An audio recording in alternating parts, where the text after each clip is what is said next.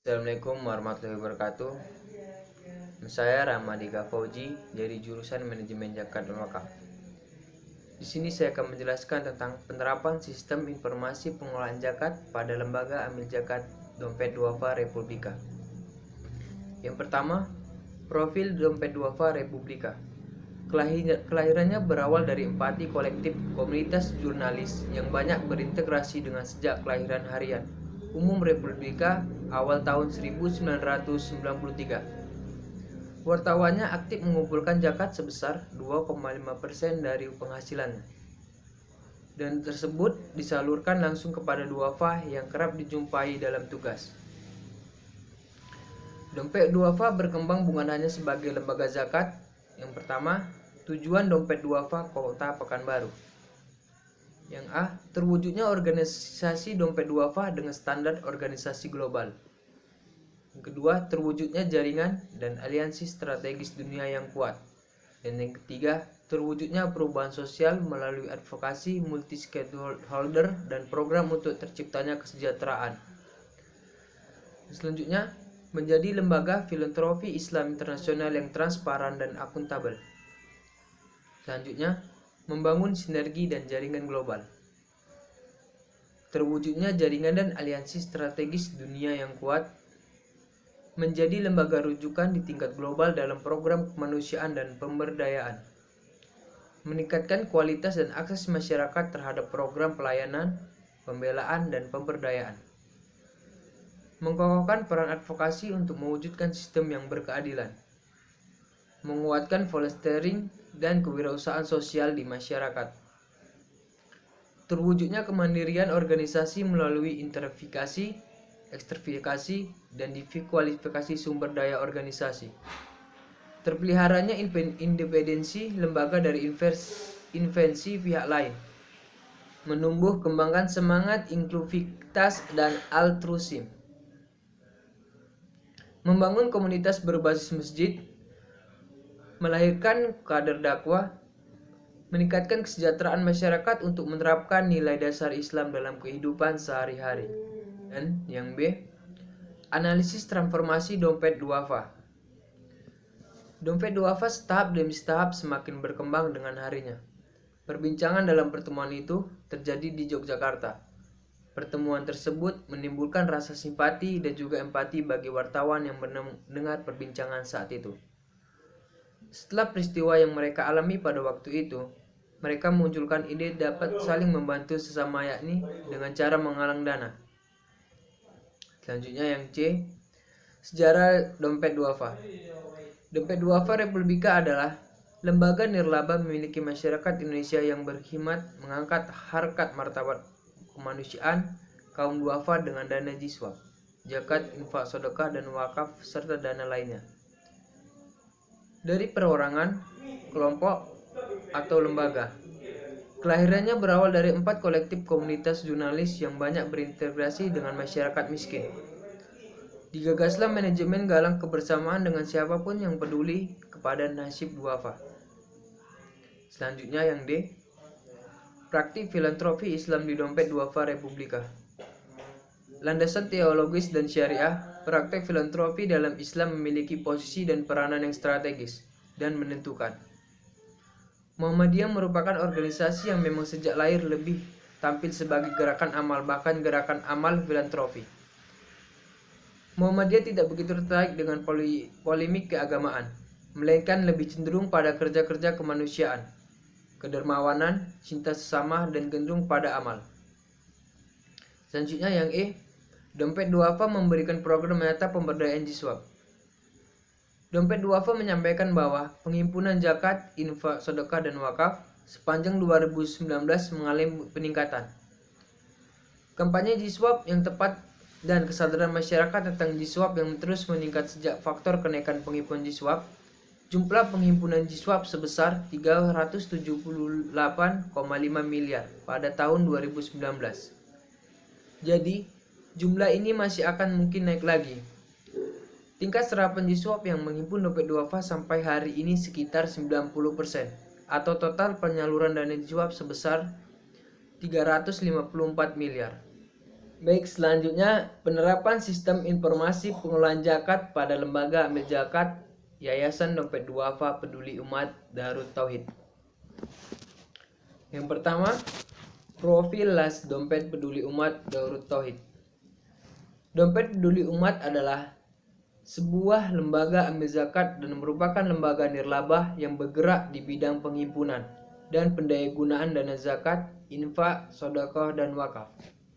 Didirikan pada 16 Juni 1999 oleh Khairul Abdullah Yimastiar sebagai bagian dari Yayasan Darut Tauhid dengan tekad menjadi las yang amanah, profesional, dan jujur.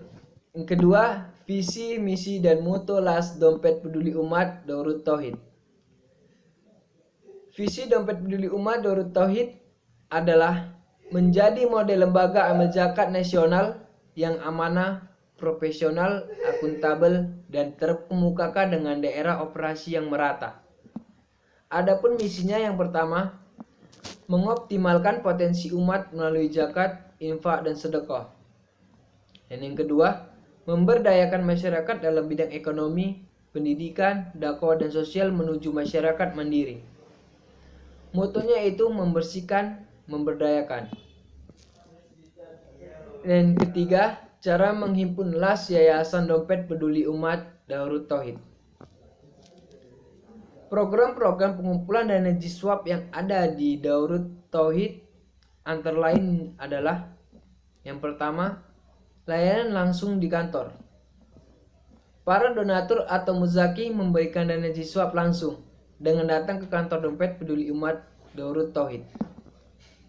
Dan yang kedua, tim silaturahmi. Tim silaturahmi akan menjemput langsung dana titipan jiswab ke rumah-rumah donatur atau muzaki atau jamaah kajian tauhid. Dan yang ketiga, layanan perbankan. Pelayanan ini diberikan untuk kemudahan para donatur, di mana donatur dapat memberikan dana jisna melalui layanan perbankan, baik berupa transfer, auto debit, SMS banking, ataupun melalui transfer via ATM yang telah tersedia.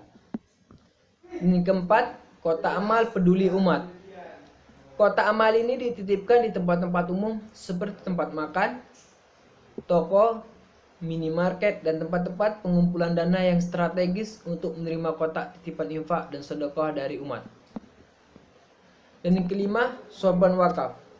Pengumpulan dana yang dilakukan pada setiap akhir acara di kajian tauhid dengan memutarkan kotak infak, atau yang biasa dilakukan adalah petugas yang berkeliling membawa sorban sebagai pengganti dari kotak infak dan sedekah.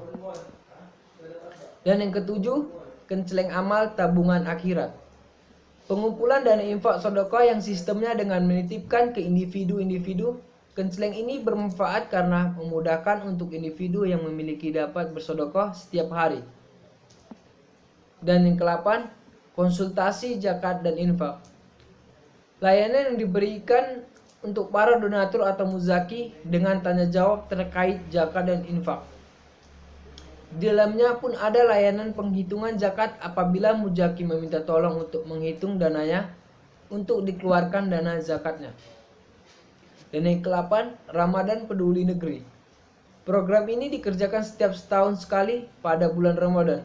Berbentuk dari Ramadan Peduli Negeri ini dapat diberikan langsung ke kantor yang digunakan untuk keperluan Ramadan, dan dapat meminta star atau tabungan Ramadan yang dapat diisi selama setahun itu. Kemudian ketika Ramadan dapat ditukar di kantor maupun dijemput oleh petugas tim silaturahmi. Dan yang ke-9, Kurban Peduli Negeri. Program ini rutin tahunan yang dilakukan setiap hari raya Idul Adha. Program ini menerima bantuan dengan mengumpulkan para donatur untuk berkurban, kemudian akan didistribusikan ke pelosok-pelosok desa yang membutuhkan. Dan selanjutnya, rancangan pengelolaan zakat Yayasan Dompet Peduli Umat Darut Tauhid. Pertama, menggunakan beberapa pertimbangan-pertimbangan dalam merumuskan dan merencanakan setiap programnya. Di antara merumuskan frustratingnya yaitu pertimbangan masukan-masukan dari berbagai donatur. Yang kedua, tahap kedua objektif. Tentunya memiliki tata nilai yang ingin tercapai bersama sehingga tujuan tertera. Dan yang ketiga, aturan dan prinsip-prinsip yang digunakan oleh lembaga. Tentunya, suatu tidak dilaksanakan semau dan sekehendaknya. Ada aturan-aturan dan prinsip yang disepakati sehingga program yang dilaksanakan tidak melanggar hukum syara, sesuai aturan pemerintah dan tidak melanggar aturan yang disepakati. Dan tahap yang keempat yaitu perencanaan program. Yayasan Dompet Peduli Umat Darut Tauhid mempunyai 5 program kerja yang mana ini diharapkan mampu memutuskan kemiskinan. Selanjutnya, tahap kelima perencanaan schedule, yaitu membuat jadwal.